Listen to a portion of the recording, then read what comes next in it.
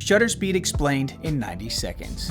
One of the 3 most important tools that you can use to level up your photography game is the shutter speed. Shutter speed is basically the amount of time that your shutter stays open, exposing your camera to more light. This is measured in a fraction of a second. So 1/4 shutter speed would be 1/4 of a second. 1/250th shutter speed would be 1/250th of 1 second. Now the lower the shutter speed, the longer your camera's sensor will stay exposed.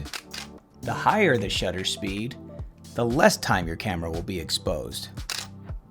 When to use a low shutter speed. Perhaps you're doing some nighttime photography, perhaps you are taking a picture of a moving object and you really want to capture the emotion of the movement of the car or the water in the waterfall, or perhaps you're doing some astrophotography at night. When's a good time to use a high shutter speed? Maybe you're taking pictures of a football game or a dog running in a field and you really want to just freeze that moment in time. Now for video, shutter speed works a little bit differently. General rule of thumb is take whatever FPS you're shooting at and double it. If I'm shooting at 24 frames per second, I should probably have my shutter speed at 1/50th of a second or 1/60th respectively. If you're shooting at 60 frames per second, you should have a 1/20th of a second shutter speed. If you go too far ahead, you'll start to notice that your video just is really jittery and it looks really weird.